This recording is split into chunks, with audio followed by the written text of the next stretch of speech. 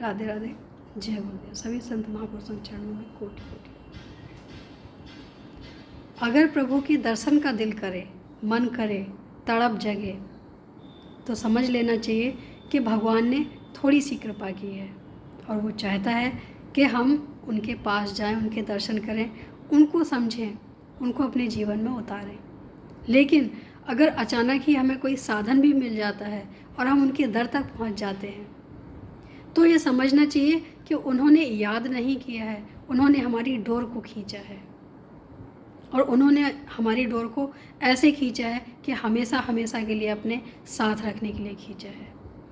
और कई कठिन से कठिन परिस्थितियां भी आएंगी उस बीच में, लेकिन उन परिस्थितियों से कैसे निकलना है ये भी भगवान दिखाते हैं। लेकिन थोड़ी सी परीक्षा भगवान ज़रूर लेते हैं और वो कहते हैं कि मैं तुम्हारे साथ तो हूँ, लेकिन पार तुम्हें अकेले ही करना पड़ेगा।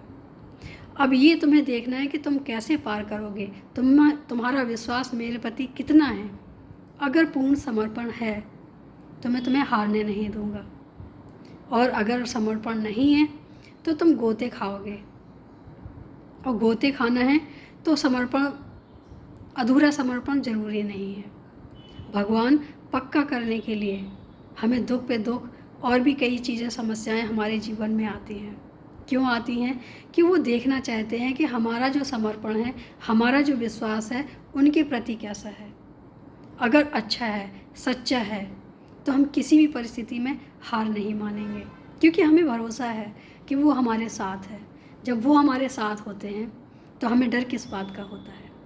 हम डर लगता है हमें जब हमें लगता है कि हम अकेले हैं।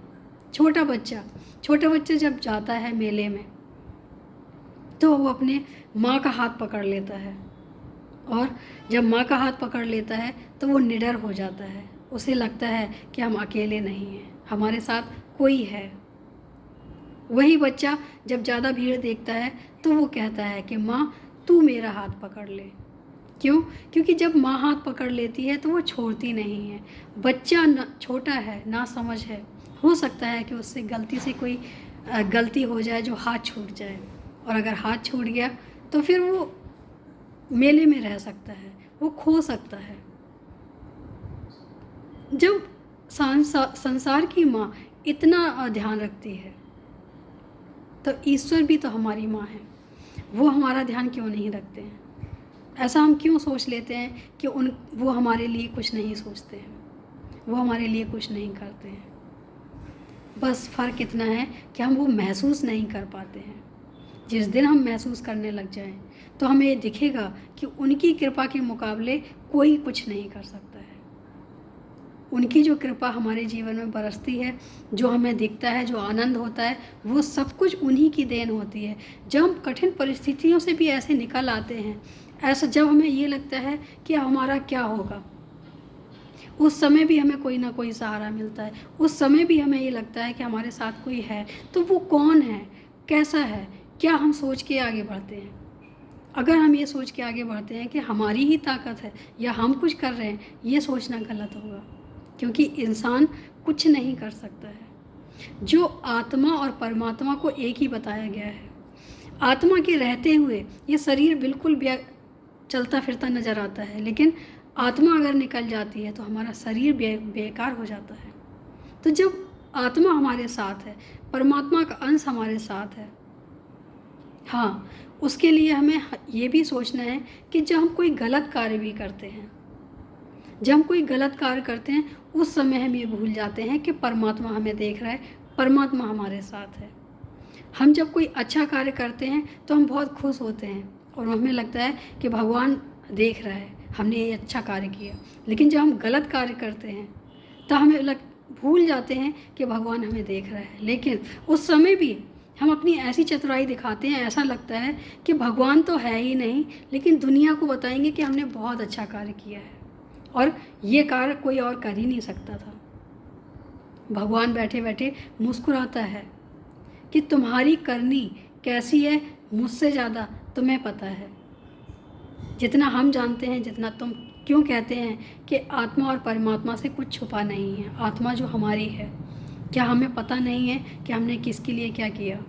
हाँ पता है, लेकिन हम दुनिया को अच्छाइयाँ बताते हैं, बुराइयाँ नहीं बताते हैं। बुराइयाँ हम अपने दिल में रखते हैं, लेकिन जब आत्मा को वो चीज़ पता है तो परमात्मा को भी वो चीज़ पता है। हम परमात्मा से कुछ नहीं छुपा सकते हैं। इसलिए जो भी करना है ये सोच के करना है, हमेशा करना है। और ये कहीं ना कहीं हमारी माँ की प्रेरणा रही है कि जो भी करना ये सोच के करना कि आगे का जो परिणाम आएगा वो कैसा होगा। अच्छा करोगी अच्छा मिलेगा, बुरा करोगी आज नहीं तो कल मिलेगा, लेकिन मिलेगा ज़रूर। ये एक ऐसी परीक्षा होती है जिसका रिजल्ट आता ही है, अच्छा हो या बुरा हो। जितना हम वर्क करेंगे उतना ही हमें नंबर मिलेगा। ये हमारे ऊपर होता है कि हमें कॉपी में क्या क्या भरना है, हमें कितने नंबर चाहिए। उससे हम अछूते नहीं रह सकते हैं। जितना हम देंगे उतना ही हमें मिलेगा, उससे ज़्यादा भी मिलेगा, लेकिन मिलेगा ज़रूर। तो जो भी कार्य करें ये सोच के करें कि हम अकेले नहीं हैं, हमारा मन अकेला नहीं है, हमारे साथ आत्मा भी है जो परमात्मा का अंश है। अच्छा करें या बुरा करें वो सब देखता है।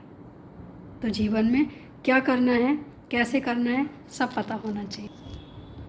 और जब मन करे कि हमें दर्शन करना है तो ज़रूर जाना चाहिए। लेकिन अगर हम ये देख लें कि हमें साधन भी मिल रहा है और हमें जाने को भी मिल रहा है, तो ये संकेत होता है कि हमें ईश्वर ने अपनी ओर खींचा है।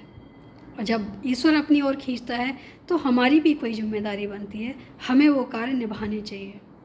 वो हमें संकेत दे सकता है, हमेशा नहीं खींचेगा। तो एक बार अगर खींचा है तो बाकी जिम्मेदारियां हमें निभानी चाहिए, पूरी करनी चाहिए। प्रेम कभी एक तरफा नहीं होता है, दो तरफा होता है। अगर हमें प्रेम है तो ईश्वर को भी हमसे प्रेम है, तभी वो हमारे साथ है, तभी वो हमें अपने तरफ खींचने की कोशिश कर रहा है। याद रहे कि अगर संकेत मिले तो उसको यूं ही ना जाने दें, उसको समझें, फिर उसके बाद उस रास्ते पे चलने की कोशिश करें। राधे राधे, जय गुरु।